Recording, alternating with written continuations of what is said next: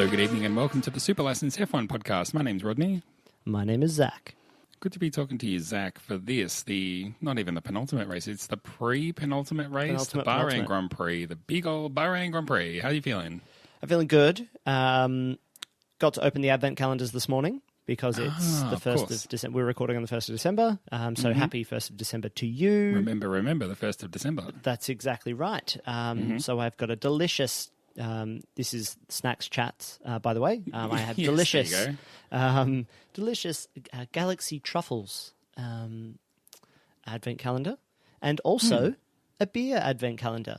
So I've got a process because I have the chocolate first thing in the morning. It's why you should have an advent calendar, so you can have chocolate first thing in the morning. But the beer advent calendar, not going to crack the beer open not first till lunch. thing. However, can't put the whole beer calendar in the fridge. So, of course. Process is open the thing first thing in the morning, get all the joy, read about the beer. It's a whole QR code led experience. Very cool. All the beers were made specifically for the beer advent calendar. Shout out to Beerhawk. They're not sponsoring the show, but if they want to, send me some free beer. Great. So then I can pop it in the fridge, have it after work, probably while I'm editing the show today. So very happy with that. That is outstanding. I'm psyched. Last year in our house, my partner was gifted a gin advent calendar, and I think we've still got 6 or 7 bottles still sitting there from last year. So it's the gift that literally keeps on giving. The other advent calendar we have in the house is a little one with Peppa Pig. You open a little door, you get a new Peppa Pig book. Aww. Very, very small writing, very, very dark print on very, very dark images. Someone needs to get on top of that because I cannot read it. What about the F1? But I think your advent calendar is better with the beers. Calendar. Yeah, the beers is good, although not great for small children in your case. Great for the parents, though. Great for the parents. But hey, listen, I mean, there's a lot to talk about. There's been some pretty spectacular developments at the Bahrain Grand Prix, and there's heaps of other talking points. So we've got a lot to get through. But we will recap all of that. Then we will recap the race. Then we will recap the Fantasy League. I'm even going to squeeze in a super quiz this week. I thought we would stick with tradition and do it, and that'll pretty much be a show. So strap yourself in. It's going to be a lot to cover. First of all, though, as we mentioned last week, we wanted to try something. It's an experiment, and I'm pretty pleased to say that it's been working pretty well. But we have set up a Discord for the Super License community, and it's been going great guns, Zach. It really has. I felt that real sense of community around Formula One that really harkened back to the early Twitter days, it felt like. But it was nice having some race chat with people. So we've got some channels on the Discord if you're unfamiliar with Discord, or if you haven't used something like Slack. It's very much just almost like a little bit of a chat posty kind of vibe. We've got a few channels, one for race chat, one for predictions, one to chat snacks, Fantasy League, some questions for the podcast as well, and a general chat where people just put news and other interesting things in. But it was really nice on the race weekend, especially because there was the big delay. We'll come to all of that. But it meant that there was a little bit of chat back and forth to kind of keep us occupied and keep people going. And it was really, really, really fun. And we actually have a couple of questions, Rod. Do you want me to jump into them now? Are you ready to be questioned by our listeners? Mm-hmm. So I'm not usually accustomed to being questioned until the super quiz, but I will allow it on this occasion. I love it. Well, we asked for if anybody had any questions that we could raise on the show. So another reason to jump on the Discord if you ever wanted to ask us anything Formula One related or otherwise, because as you know, we are the let's call us penultimate experts because we're almost experts, maybe, is the best way to say it. The actual experts come after us. But we have 2 questions. The first one is from Celine, I hope I'm saying that right, who's asking about, has Lance Stroll improved as a driver in 2020? I love this question so much, and I feel like this show is so packed with stuff to go through. I want to save that kind of question or that question for our end-of-season show so we can kind of reflect on Lance Stroll because, maybe he'll get the Mercedes drive this weekend. Who knows? And win 5 more races out of the 2 races that are left. But what I want to actually jump into is a question from Meaty, who said, using up tyres is really important, and I wonder why do some of the top candidates, so some of the best drivers, go for that second Q2 run when they're clearly safe? It happened again in Bahrain. So this is the teams that we would always assume would get through to Q3, but they're going for that second run in Q2, seemingly to make sure that they're super safe and using up another set of tyres, and sometimes having to risk that time might actually be faster than their first time, and then those sets of tyres that they're using would have to be their tyres for the race. It's all a bit murky. So, Rod, why do these top drivers and top teams do that second run in Q2? I mean, the obvious reason is that they're not not feeling safe. They're not feeling secure. Sometimes people will be on I guess you might think of it as a contra strategy where they're like, we don't want to qualify on the softs. We want to qualify on the mediums. Problem is, we might get knocked out. So what we will do, pop in a lap on the mediums as fast as we can go. Pop on the softs, do a little poodle around the track, be out there in case we have to. Sometimes they'll even find themselves in a position where they will have to start a hot lap on the softs and do a really fast first and second sector before getting the word from the team. You're safe. Lift off, go slow. We do not want to qualify on that tyre. Please go as slow as you can. And sometimes that will be the case. I'm not saying that that's necessarily what happened in Bahrain. I didn't watch qualifying there, but I wonder. I feel like that's what happened. What has been happening a lot lately. So that might be something to look out for next time you're wondering that, and that might be what's going on. Yeah, I Any agree. other ideas? Yeah, I think that teams like to have their drivers out there, complicating qualifying as well. I think that if you're in the kind of top 6, it's like, let's just get those drivers out there and make it hard for everybody else to even post good times, because the traffic will aid in that. And as long as we're out there, let's say the track has drastically improved or something massive changes, we can at least be out there, which I think shows that the teams have some indication of how much faster, the softer tires are, but they don't know exactly how much faster. So I think that it doesn't cost them too much to have them out there. Yeah, I think that's totally right. So that's the kind of stuff that you can throw at us in the Discord, and we'll have a swing at it during the show. But yeah, there's been a lot of chat in the Discord. It's been really, really good. And there's a snacks channel, like you said, so you can just mention snacks whenever you feel like it. Ask questions. There's a separate area for talking about the race. So if you want to follow what's going on and you watch the race and you're like, well, I don't feel like scrolling through 100 million pages of race talk if that's not what I want. That's all separated out in its own little bit. Predictions is happening in there, which is really interesting because we haven't done that in years. Fantasy talk. So if you want to share tips or whatever, just celebrate or commiserate in the fantasy channel. It's all just coming together really nicely. And we're just sort of throwing everything at the wall. Whatever works, we will keep. But yeah, something worth checking out. There will be a link on our Twitter, and I'll put it back in the show notes again for this week like we did last week. Yeah. And if you haven't posted yet and you're in there, just say hi on general. Just pop in and say hi. Yeah, we're all friendly. Say, we don't bite, although Zach does a little bit. But I do a little bit. We're working on it. And hopefully more race chat this weekend, because the race won't be delayed by like an hour and a half. Yes, hopefully. We'll see. Another thing that we should call out, and it behoves me. That doesn't behove me. No, what's the word? I owe it. I owe it to our esteemed colleagues at Box of Neutrals to mention that I was a co-host with Michael Amanado on Box of Neutrals this week, talking about the Bahrain Grand Prix and everything that happened.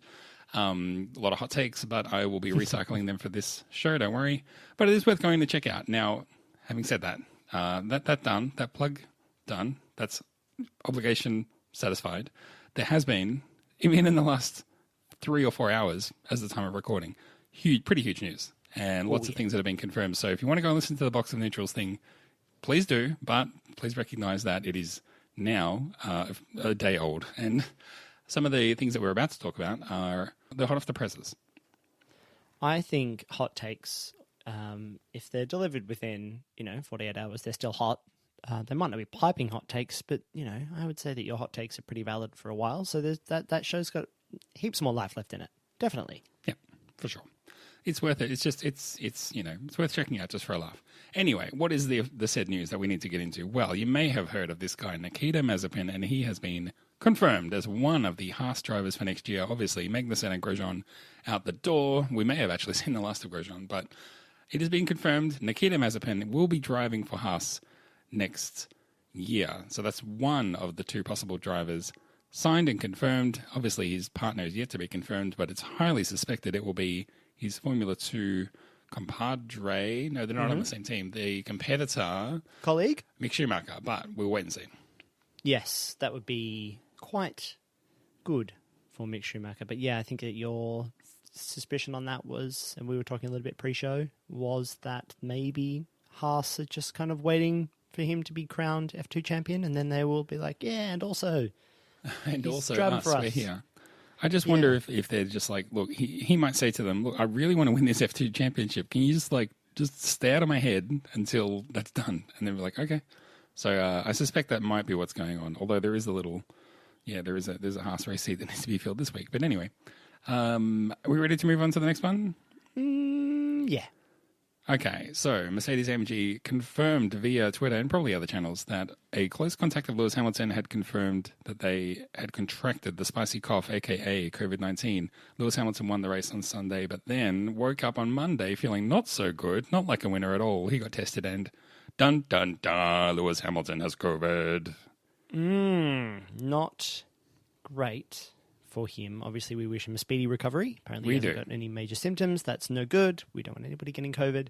I am kind of amazed that. I don't know. I'm torn, Rod, because part of me is like, well, they are traveling all around the world and being exposed to probably new people all the time. But also, they're doing some pretty strict testing and like keeping everybody in bubbles and all this kind of stuff. So that sneaky little COVID always sneaking up on people. Not great. So what does this mean, Rodney? Does this mean that we'll get some random guy in the Mercedes first car, and someone maybe possibly could they sub in and win a race? Is this what we're saying? That could happen, obviously. So the situation, obviously, is Lewis Hamilton definitely won't be racing this weekend. And maybe not the next weekend, right? Exactly. We're kind of in the same Sergio Perez kind of part of the equation here, where he may just be able to be available for the Abu Dhabi Grand Prix to finish off the season, but he may not be because, we thought that Perez would be and he wasn't.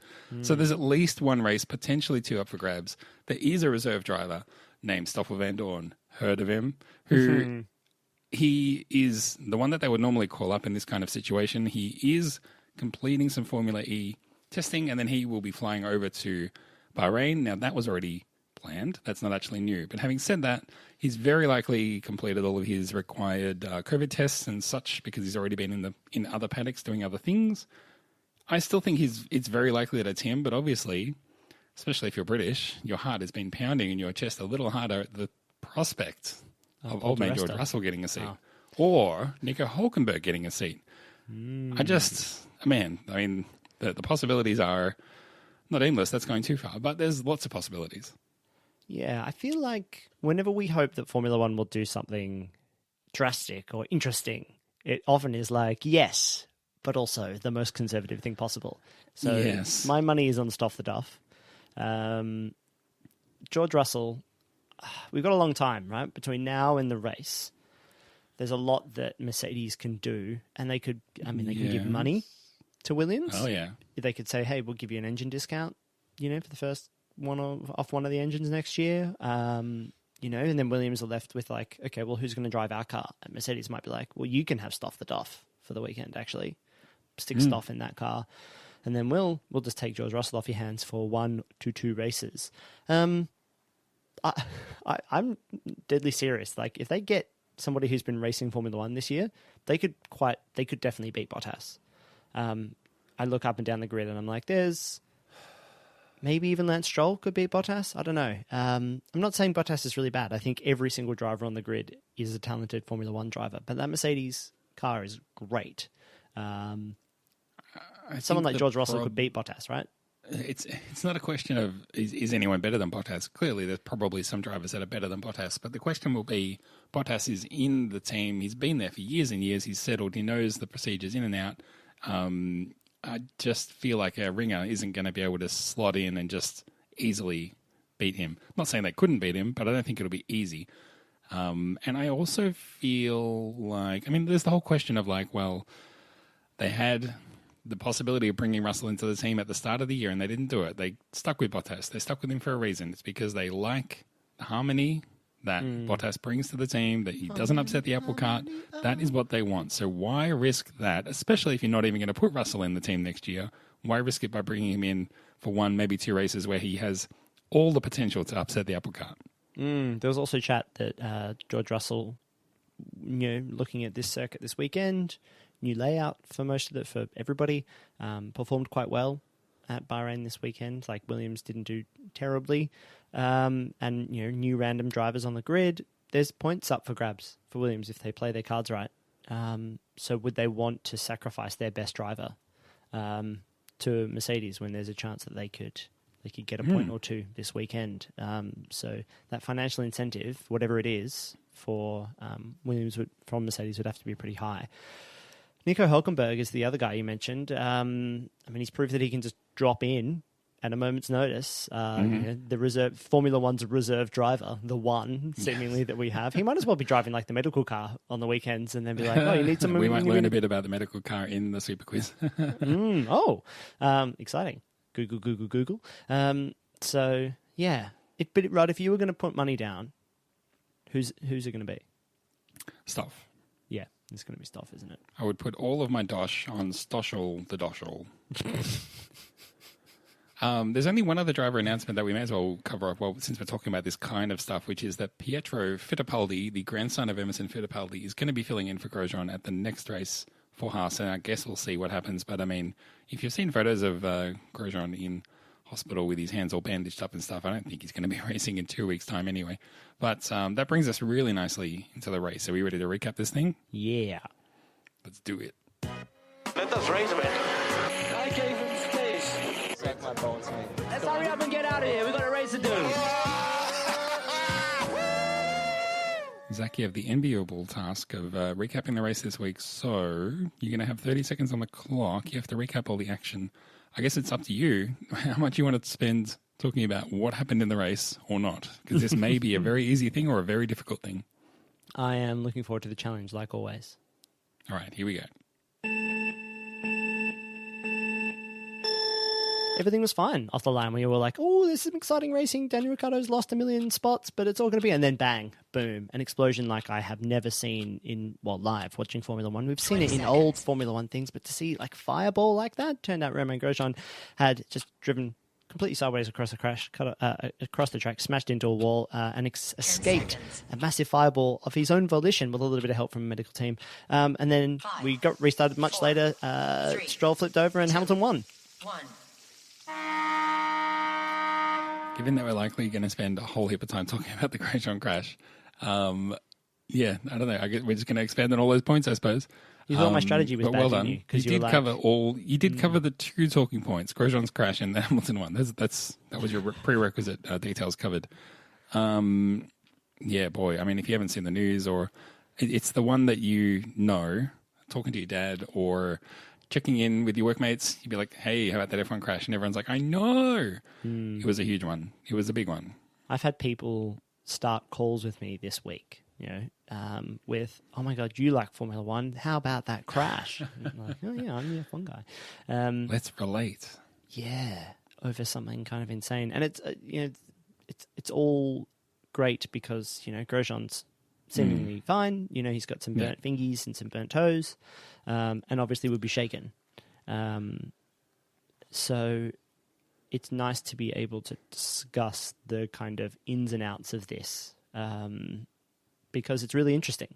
I hope people don't think I'm too cold or callous for saying that, but it is incredibly interesting. No. I think there's some controversial things to discuss as well. Also, I didn't know that Michael Massey was Australian. I think it is really important. Can we start there? It is really important to just set the context and say, like, yeah, he's okay. He's, for all intents and purposes, he's fine. So if we make jokes or something, it's not, it's not to make light of anything, but he's fine. Like, no. Come on, if anything, fine. It's relief. These jokes are exactly, yes. Thank God. There was an overhead. The thing that I found most interesting, I don't know if it's most interesting. The thing I found very interesting about it was that there were two restarts. There was the race restart, then was red flag, then there was another restart. Both times the cars that were on the dirty side of the track got a really slow getaway. It was terrible. And when I was watching the replay of the start from the overhead shot, what I could see was that Bottas got a terrible start. He was lining up next to Hamilton. Terrible start. Dropped him back, and then all of a sudden there was like a clump of cars, maybe 3 or 4 cars. There's always clumps of cars at the start of the race. It always happens, but that's just happened to be what I was watching. And then I noticed that by the time that kind of cleared, there was another clump of cars that kind of formed behind it because they had to react, and it kind of cascaded back. And then there was, this time they were at the second corner. This is where Stroll went off and kind of rejoined. And him doing that caused another clump of cars behind them. That was when the Alfa Romeo went off to the left, and then there was, the other cars in front of Roman, and that was when he kind of careered off to the right to get around them. So, I mean, I could see in the single overhead shot across 3 corners, I could watch the sort of chain of events go from Bottas all the way down the field right down to poor old Roman, who, in my opinion, misjudged his move. It was just such a wild move to be making at the start of a race, but clipped Daniel Kvyat's tyre, he goes spearing off at a weird angle and hits an Armco barrier that's... I mean, there's so many things you could say about the safety, but the barrier, I think, is the one that we're all running an eye over at the moment, and that's probably where all the question marks are for me.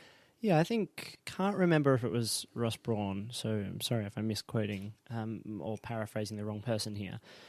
But there's only so many scenarios that they can analyze.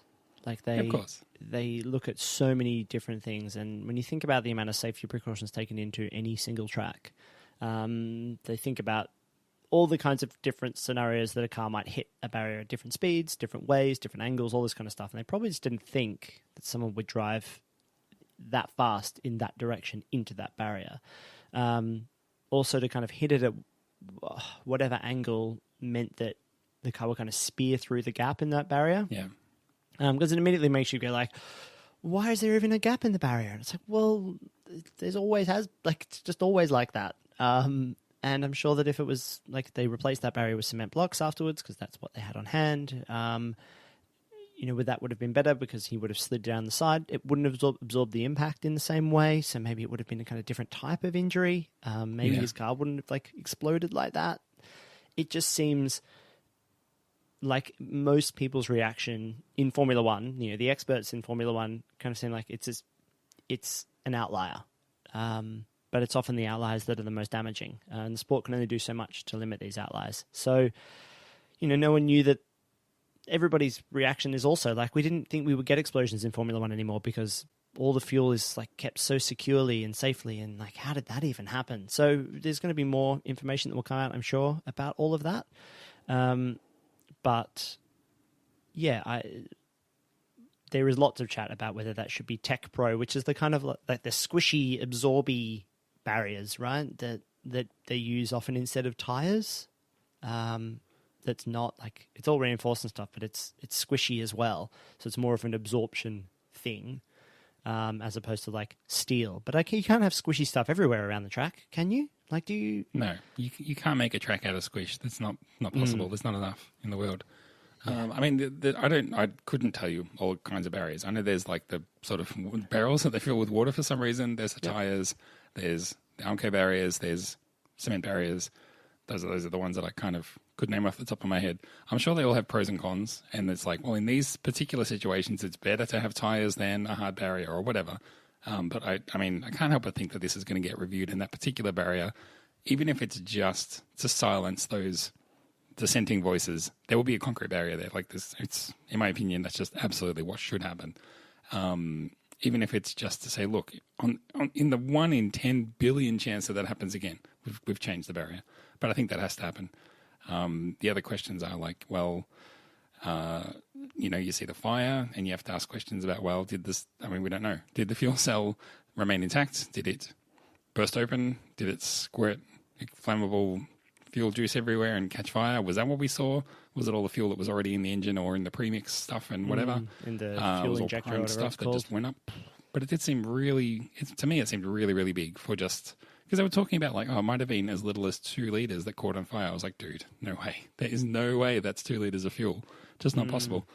And then the car ripping in half, which I think in some circumstances you'd have to say that that's the car, the safety features kind of working in a stupid way. It's if the car had stayed together, guess what? He might have been stuck in that fence and they may not have been able to get him out. Full stop, period. So probably better that the car did rip in half. And then obviously... there's the halo to discuss as well.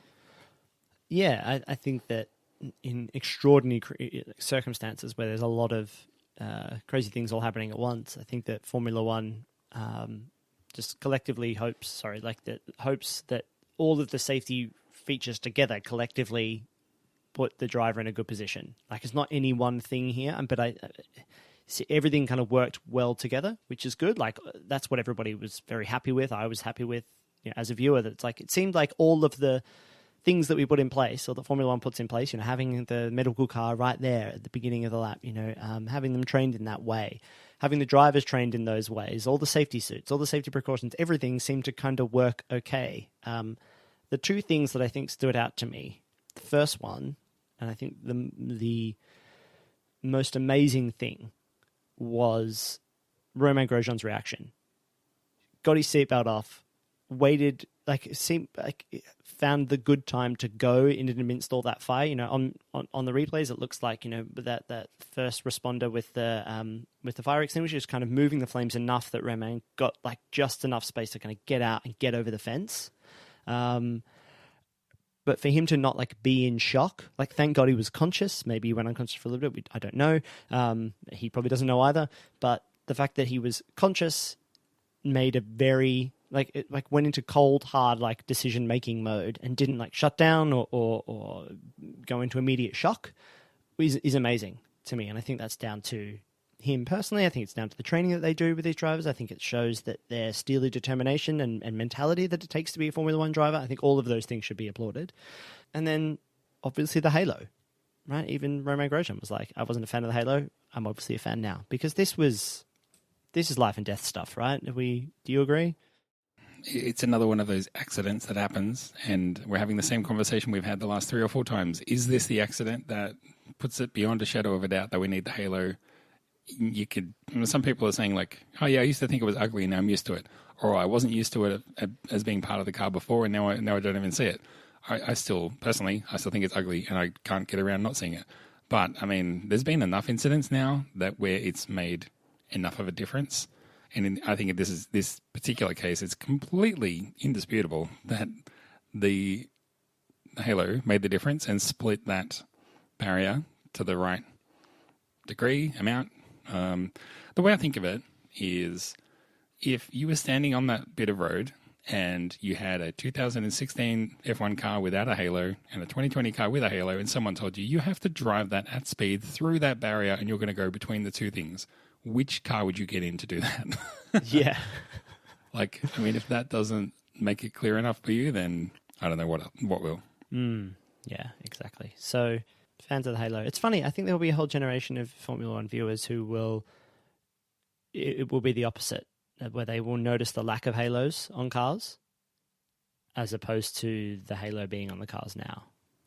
I'm more in that category too. Like when I see especially the generation just before the halo cars. So what are we talking, 2018? Because they look most similar to the cars we have now. They just seem to be missing something. I'm like, that car's not. Oh yeah, pre-halo, right? Formula One just.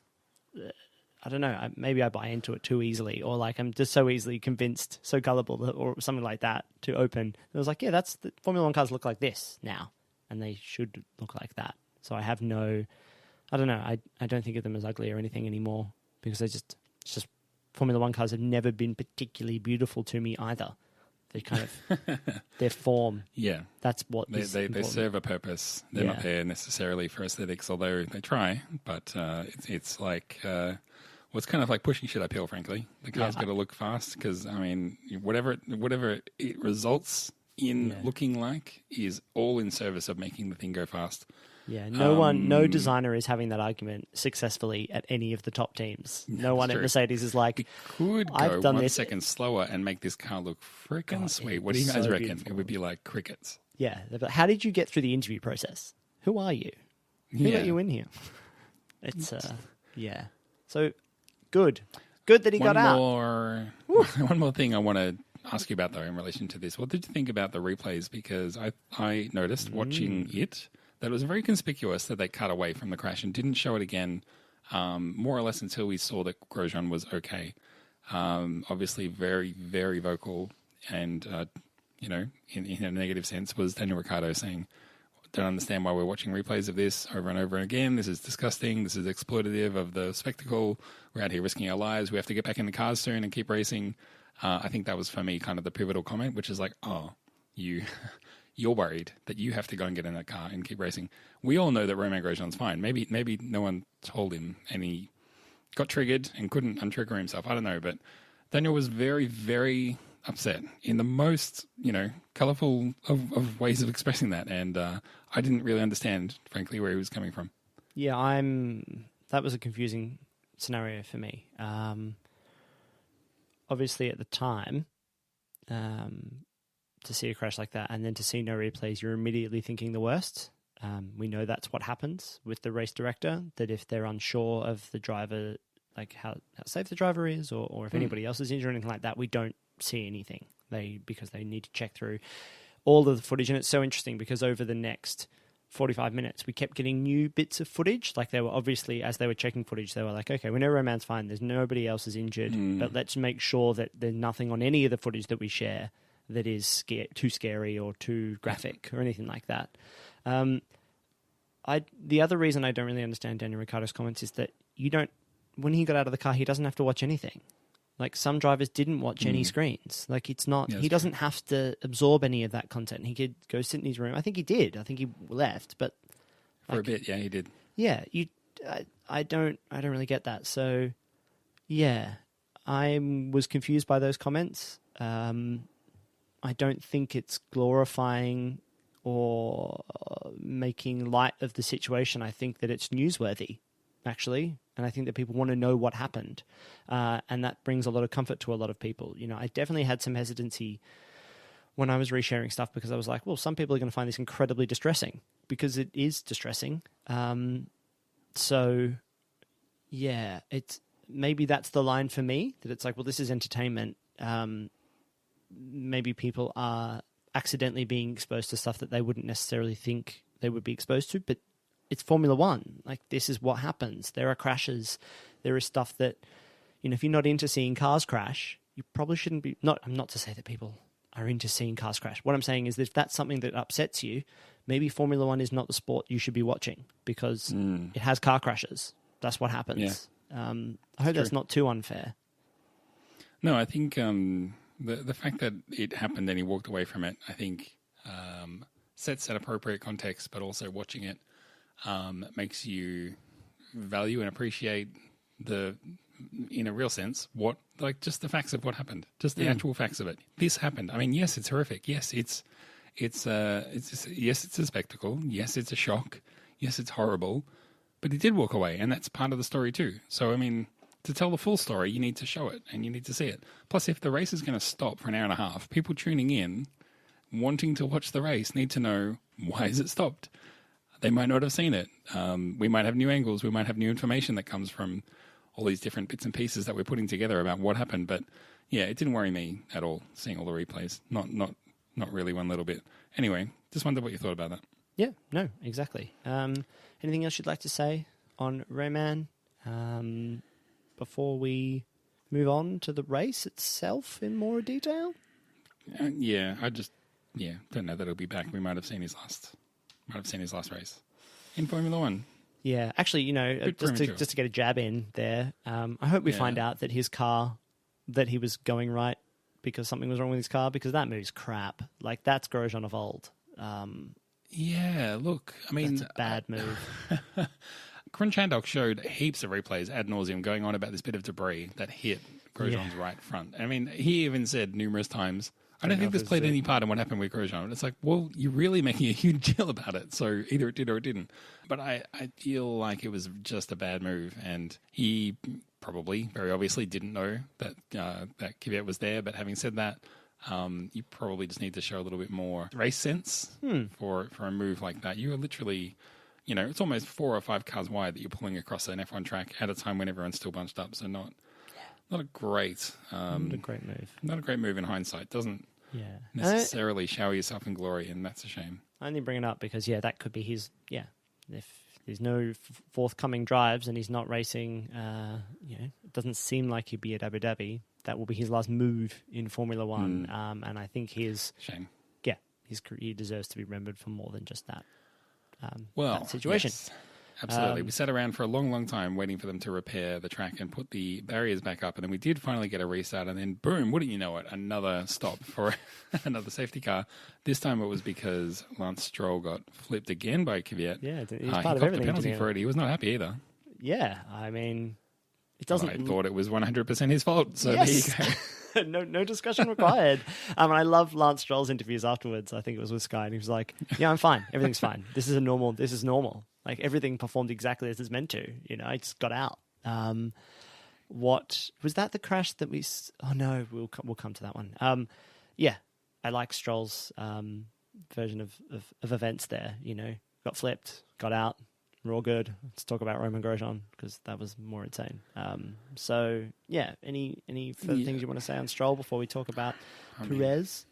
I think that is part of that whole story really. Just Stroll not having a chance to score any points at a time when Racing Point really needed him to score points, but he was out of the race. And in that interview, he pointed out, really disappointing that I've had a run of 7 races where I've only scored 2 points. He has retired from 4 of those races, sat out 1 for being sick with COVID, and then finished out of the points another time and then came 9th another time. So, yeah, it's been... When we come to talk about what kind of year Lance Stroll has had, all of that will factor into it.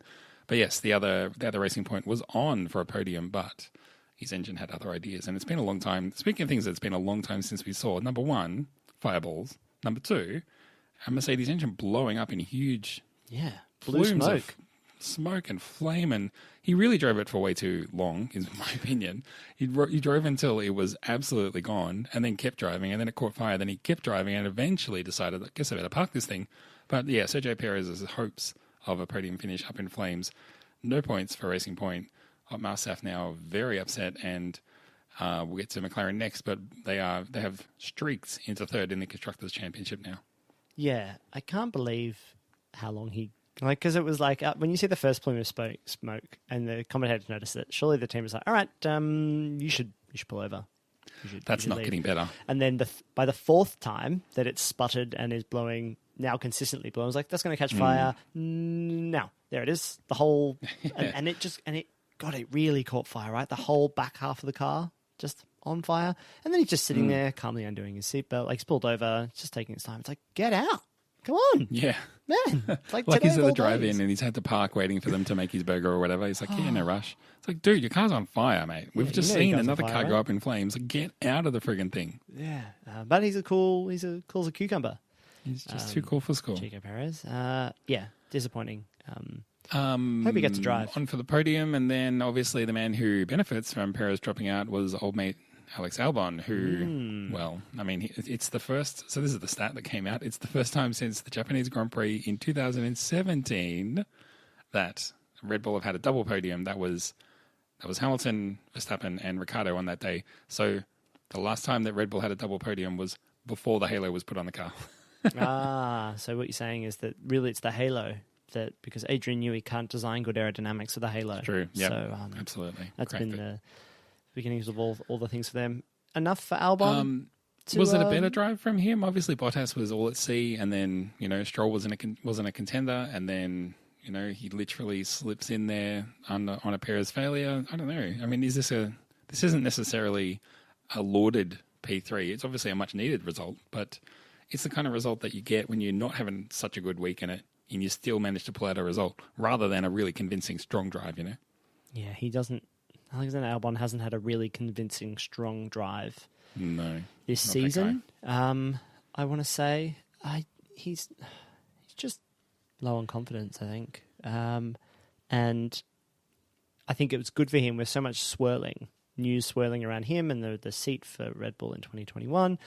This was a good weekend to pull something like this out, just to be there or thereabouts, doing what he should be doing, which is just making sure he's there to pick up the scraps and to give Red Bull another strategy option, to let Max Verstappen be able to do something else. And if you can do that again in the last 2 races, be in the top 6 and be competing, and just Alex Albon needs to be that one step ahead of the rest of the field. He needs to occupy the, okay, there's Mercedes, and then there's the Red Bull malaise where then Verstappen is maybe challenging Mercedes at the start and maybe later in the race, and then Alex Albon should be making sure that nobody else gets in that, those 3rd and 4th positions, keeping everybody rear gunning for Verstappen. If you can do that, then there's no reason to dump him for 2021, because that's all they really need from him. And he's more of a long-term prospect. But if he doesn't do that and makes a mistake, then I think that seat should go to Perez. Or it probably will go to Perez. Yeah, I mean, I still think it should go to Perez. It's the question is, have Red Bull made up their mind yet or not? And if they haven't, well, I mean, this doesn't hurt his chances, but I mean, I guess it gives them some kind of coverage if they want to keep him to say, look, I mean, he's the kind of guy that can deliver podiums. See, look at the Bahrain Grand Prix. Yeah. We've got so much more to go. So I just want to rush through a couple more points. Yeah, like I said, McLaren finishing P4, P5. They're more or less locking up P3 in the championship. I think it's going to take a huge effort from Racing Point to recover, and obviously there's the potential now with Perez's engine blowing up that he may take a penalty in the next race. He's their best chance of getting a podium, I think. So it's going to be tough for them, I think, to claw back P3, and honestly, I think they'll turn their eye to defending P4 against Renault. Meanwhile, Lewis Hamilton, though, really easy win. Verstappen was really his only competitor. I think after the restart, Bottas made such a bad restart, and then we obviously had the red flag. But on the sort of second start, it was Hamilton and Verstappen on the front line, and I was actually like, this is the start that everyone wants to see. I was really excited. And again, Verstappen had a bad start. His best chance of putting any pressure came later in the race when he was trying to undercut, which was pretty powerful at the track, actually. But he had a stop that was like 3 seconds longer than it should have been, and he came out. I think he was running 4 seconds behind Hamilton after that. So after Hamilton pitted, so any chance that he had to even apply any pressure kind of let out the window. And then Hamilton probably had the pace anyway to run away with an easy win. Anything there or about the race in general that we need to talk about, Zach? No, I think it was. It wasn't a boring race, even in the middle part where there wasn't too much going on. I think we saw. I think between Sainz and Leclerc, there was some good battling there. I think there was some good racing, and I think that the Sakir circuit has that in it. There's enough. It's a good track for racing, and you get some battles, which is nice. And there's enough room for drivers to give room. Not everything. I sat through the replay. I even sat through the whole of the red flag, and then it came to the last few laps, and I was seriously like, oh man, nothing else is going to happen here. I might turn it off, and then boom, straight away, Perez's engine blew up. So good thing I didn't. But that was that. We're returning to Bahrain next week on a slightly different circuit, but I don't know. I just don't know if that's going to be any different. I guess we'll have to wait and see, and we'll talk about it next week. Time to have a quick look at the fantasy league, Zach. Do you want to do the league or the race this week? I've got the league up, if you'd like me to start there, or do you want to go first with the race? Take it away. All right. So, in third place, George Digby Smith with Team Grosh Jeans on 2,133 points. Ipithus, managed by Ipithus, on 2,147. And manager Vincitore, managing the team Romeo e Giulietta, on 2,253. That is quite the lead that is stretching out there. I think it's almost 100 points, maybe more than 100 points. Quick maths. It's hard to read on my screen because it only puts 3 numbers in and then puts the 4th number underneath. That's no good. No, I turned into landscape mode. It's a whole new world. Right, I should have done this weeks ago. So I think the battle is still on for those second and third positions with Jordan Buzz and Randy Austin, who's gone up 2 positions in the league. Same with Slugworth, who's gone up 2 positions as well. I think that they are edging closer to a podium. It's a strong finish coming around the bend. 2 more races to go. So it is all to play for. Rodney Gordon. Well, I can see. I mean, in the top 10, there are a bunch of movers, a bunch of teams on the move. I'll cover the podium for this race. In third place, Spin Master Vettel by Kilogram at 955. Don't feel like I've heard that name much, but they are currently in 7th in the league, and they were up 2 places this week. In second place for this race, Team Jordan Buzz by Randy Austin. They are in the league in 4th place. They're up 2 places as well. But this week, topping the charts somehow, Eyes Up Auto Art by Zachary Carroll in the league, 23rd, but up 9 places. An incredible performance. Well done to you. Scanning down a little bit, this race, my team, Amplified Ducks Racing, I'm in 35th place in the league. I was 9th this race, and I'm up 3 spots. Ooh. You're hanging in there on the front page.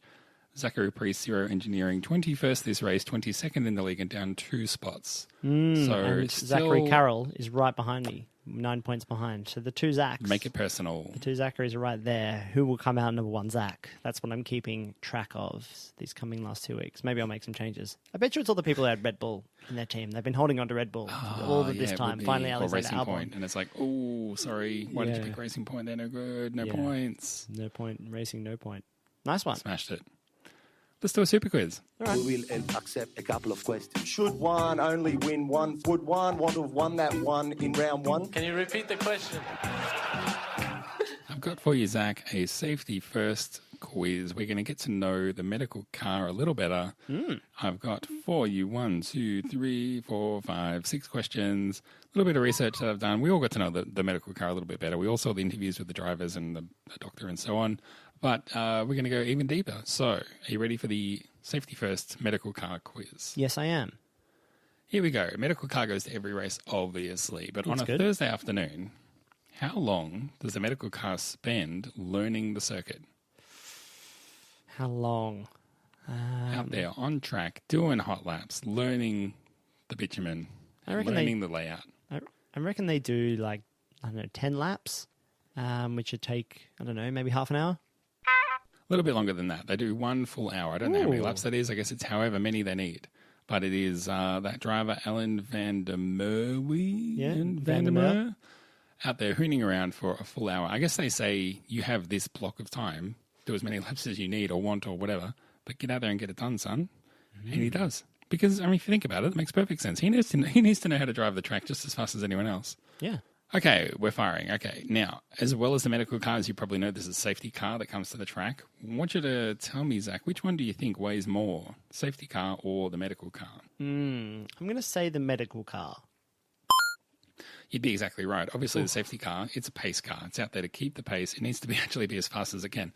Medical car can go a bit slower, but really important that it has all the medical supplies on board, you see. So it is heavier. And I'll tell you how much heavier. The medical car weighs 2 tons. The safety car weighs 740 kgs. So a fair bit of difference, really, if you think about it.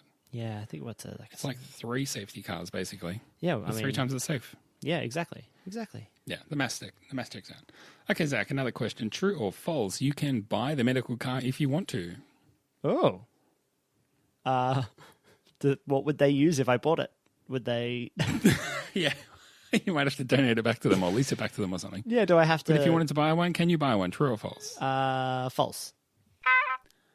It's actually true. It's true-ish. You can buy exactly the same model. It just doesn't come kitted out with all the medical gear, which is they should offer for the best. Because what are you going to do with it? I don't know. Drive around the streets like some sort of Ghostbuster. But what are you, some kind of medical hero? I guess you would be, actually. Exactly. Like I'd be a vigilante paramedic. Or go to the F1 races and do the laps of the tracks. We're missing a huge Just opportunity. turn up. Yeah, like in Right. disguise. Actually, this race is pretty dangerous. So they've got 2 medical cars. I'm the other one. More cars. Well, yes, good question here. You've preempted the question. The next one is the medical car has its own pit with a full AMG pit crew. And how many spare medical cars are there? Oh, how many spare medical cars? 1? Surely, only 1. Yeah, so there's the medical car and there's 1 spare. It's really rare that it's needed, but it has actually been needed on a couple of occasions. So there is 1 and 1 spare. Yeah, exactly. Otherwise, they just Absolutely. get one of the they just get, I don't know, one of the other cars. Someone's road car, just Sean Tott's road car. Yeah, exactly. Nice. Couple more, Zach. Really famous blooper moment from F1 history at the 1995 Hungarian Grand Prix. What happened when the medical car attended the scene of Taki Inui, who had broken down? What happened to the medical car when it went to the scene? He drove into his car, I want to say? Worse. Crashed into the barrier? Crashed into the man. Crashed into Taki Inui, broke his leg. Of course. So Taki Inui escapes his car unhurt. Medical car arrives, knocks him over and breaks his leg. Well, racing no points for me on that question. Whoopsie doozle. Well, it was from a long time ago. Yeah, I am very young. Sticking with the blooper theme, our last question for this week. Former medical car driver Alex Ribeira, Brazilian driver, driving the medical car, was involved in 2 incidents during his stint as medical car driver. One involved Nick Heidfeld driving into his door, which he left open. And the second incident involved Alex Ribeira, medical car driver, driving into the barriers at which track? Oh, driving into the barriers. Where might you drive into the barriers? I'm just going to pluck one from the air, right? Silverstone? Because it was wet? No, I think really obvious. Where would you drive into barriers? Really obvious. Like Monaco? Monaco, you got it. Very, very good. Woo! A tough one. We'll give him some clemency there, but boy, it's not ideal for the medical car to drive into barriers and potentially need the spare medical car to come out and fix him. I wonder when they do the practice running for Monaco, because obviously practice sessions 1 and 2 happen on a Thursday in Monaco. So I wonder when the medical car does its driving. Maybe Wednesday. Maybe Wednesday. Maybe they go there Yeah. on the previous weekend and just drive around the streets. Yeah. I don't know. I mean, I know that they shut it down for a while, but I mean, maybe they just say, look, we do have to get practice and stuff done on Thursday because we have some partying to do. We want to have a big party day. Yeah. But maybe they're like, well, okay, medical car, you go out to 7 a.m. That's your 1 hour. Yeah. But maybe they do it the day before. Don't actually know. Well, another quiz. We'll find out. Someone next find time. out. Drop it in the Discord. facts and figures. Yes, in the Discord, in the We Were Wrong channel. Oh, God. Please don't start That's that another channel. channel that we need. That would be Super the most License popular got channel. it wrong. Yeah, it may actually explode. It may overload the servers. Well, Zach, thank you very much for indulging the super quiz this week. And I guess there's only one thing left to do, which is a final thought. We're going to try our hardest not to pick the same thing this week. What do you reckon? Yeah, I've got one if you want me to go. I do. Marshall running across the track. Was that Sergio Perez's car when the Marshall ran across? I want to say. I think it was Norris, maybe. Norris? Well, wait, do you mean it was the Marshall for Perez's car? Yes. I think, yeah, it was one of the safety marshals ran across when Perez pulled over and it was like... I don't know. Maybe. Yeah, maybe. I I don't think know. Norris said, what the fuck is going on? Yeah, it could be. That shouldn't be happening. And it does seem to happen, feel like a couple of times a year. And I don't know why it keeps happening, because it would be like the first rule, right, of marshal school. It's like, hey, you're going to be a marshal this weekend? Great. You know, when the cars are driving around, don't cross the track. Just don't. That's the one thing. I don't understand why it keeps happening, and it makes me angry, not just because it's like against the rules and bad for safety, but it would be so horrific to see someone hit by a Formula One car that's still going relatively fast, even under virtual safety car or yellow flags or whatever it is. So yeah, on the same weekend where we were saying how great all the safety stuff is, we get this hooligan running across the road. Not great, Formula One, not a great look. And yeah, it makes me, I don't know. I get concerned all the time. I get concerned about going to these random countries that seemingly do sport washing and all this kind of stuff. And I'm not not trying to besmirch or talk down the quality of marshals and these sorts of things. But and I know it can happen at any track, but I do get a little bit concerned when, it's almost like the Formula One will just move away from Bahrain after next weekend. And then the next time you hear about Bahrain will be this time next year. But if this kind of thing happens at one of the big European tracks or in Melbourne or something like that, I think the media would cover it more. So I don't like to see this kind of stuff just kind of get swept under the carpet. Like, not a great look. I suppose that points all over the shop. But yeah, I think Formula One and the race promoter and the race director and Michael Massey and everybody involved could do a little bit more. And I hope that marshal is not marshalling next time. Yeah, maybe they could get him to do something else. Yeah. Do the Okay, heat, good one. the temperature checks on people when they come into the track. Yeah, next year. that's a good one. Something Or like maybe that. you could cut some oranges or sell programs. Yeah, bullshit. So dumb. So dangerous. Well, that was going to be my final thought, but anyway. Oh. No, I'm just kidding. Just kidding. My final thought was going to be this. Romain Grosjean raced for exactly 3 corners and was voted driver of the day. Now, look, I just don't understand driver of the day anymore. It's what I'm coming to realize. It seems to be sentimental favorite, which, in a race call it like that. this, I can kind of understand. But other races, I've pointed out, why does Sebastian Vettel win driver of the day for not being the worst driver on the field and being only a midfield shit driver? Like, I just don't get. I don't understand what's going on with driver of the day anymore. It used to be for this was the driver that I thought drove the best today. So this highlights it again, but it's an ongoing concern for me, and I don't like it. Yep. I think he could have been the guy of the day. Yeah. Grosjean. And if it was that, we need to expand it out to the whole, not just the grid, but like everybody involved. That marshal who ran across It's not a bad idea, though. is not best person of the day. Personality of the day. The doctor, what's his face, whose name I've totally forgotten. That's really bad because he was like one of the main saviors of the day. Maybe he gets Ian somebody. Yeah, maybe he should get F1 personal F1 staff of the day.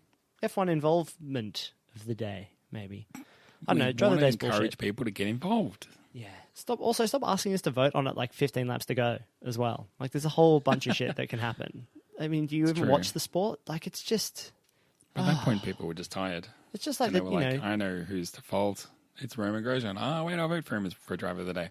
Only other thing that's happening around in passing, which is not my final thought, but it's one other thing, is that I did get a survey from the Australian Grand Prix asking, under what conditions would you return? Would you return? Would you consider buying a ticket at all? Would you consider coming with a friend? Would you come if you had to stay in your own bubble? Would you come if you were sanitized everywhere? What's most important? Sanitizer, temperature checks, all this stuff. So, I mean, the race, it seems, is going ahead, which is great. The Australian Open, I think they were hoping that the Australian Open would be like a bit of a litmus test for what do we need to do and what do we need to advertise to get people to come. But now the Australian Open has gone, we're going to wait until the Formula One is run and we're going to copy all your good ideas. So it's back on Formula One to get it right. And it's going to be a big test, I think. But I think we're going to see a very, very different event, much lower attendance, much more temperature checks and sanitizer everywhere, people not being allowed to roam freely around the track potentially.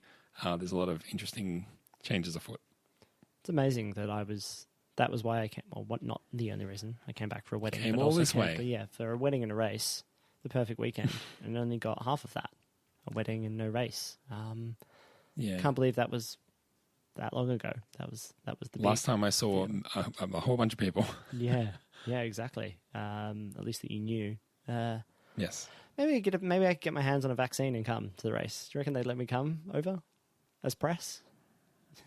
Representing. I mean, are you asking me? I would let you come, sure. Yeah. Well, if you could have words to ScoMo. I'll put in a good word for you. Peter No Dutz. Let's see if he can let me in. P Dutz. Dutto.